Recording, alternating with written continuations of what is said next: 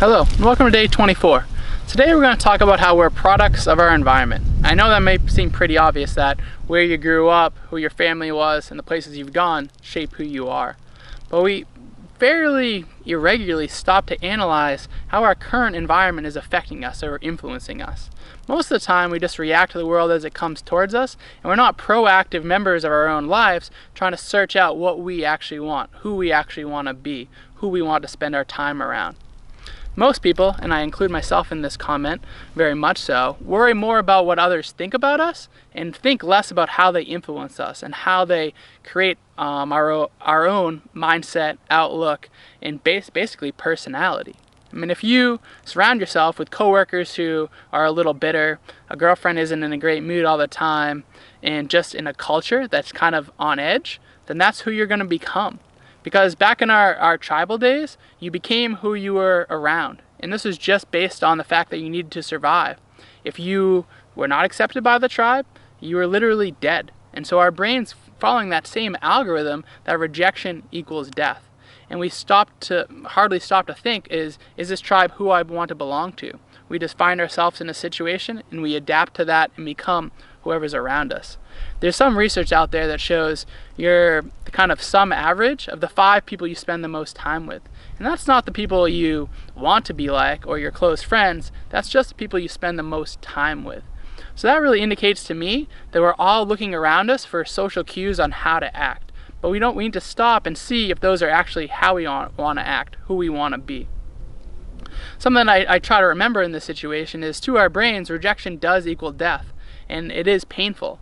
So for the same part of our brain that feels physical pain, that's the same part that acknowledges and activates when we're rejected. That's why they say love hurts and heartbroken. So our brain is outdated. So we need to kind of reel it in and talk to it a little bit further so we can have an actual portrayal of what's going on.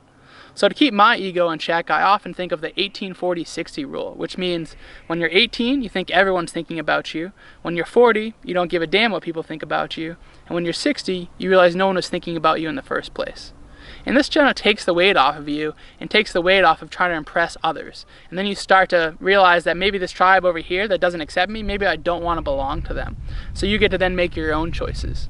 Because I know, myself included, try to portray our lives as being perfect, whether that's on Facebook or Instagram or just in everyday living. We try to hide our imperfections, thinking that we won't be accepted if we're not, perfect in every way. But there's a really interesting study done in the 70s that looks at, do people really want you to be perfect? Will they accept you more, maybe if you're unperfect? And the study looked at this guy who was on a quiz show, and they were asking the audience members, how likable is this fella? And so what they did was they have him get every answer right, exactly perfect. And the people in the audience rated his likability at a 6. Not so bad.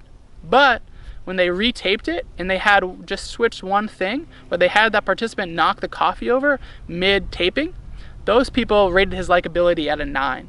So it's really when we see the humanity in others, when we see others' imperfections, we start to feel less self-conscious ourselves, a little more accepting of them. So I always try to remember that sometimes you have to spill the coffee. It's our imperfections that actually bond us. And our imperfection is what happens when we are just ourselves. Because as humans, we are flawed, and we live in a flawed world. So it's kind of a shame when we try to portray it as perfect all the time and only show the highlight reel. Because our imperfections, when we bond together in those, that's when we actually feel seen. That's when oxytocin is released in our bodies. And oxytocin is that feel-good chemical where you think everything's going to be all right. That's what happens when you have a 20-second hug. That's what happens when you get a show of support or approval from someone you love. But you don't get that when you get a text message. So I think that's really important, that synthetically we try to show support these days, but we really have to reach out and hear people's voices and see their faces. That's when we start to feel that oxytocin release and get the good neurotransmitters. So for today's kind of self-reflection, we're going to look at the 5 people you hang out with the most and whether they're kind of being a good influence on your life or how they're impacting what goes on. But that's all I have for today. Thanks for tuning in, and I'll talk to you tomorrow.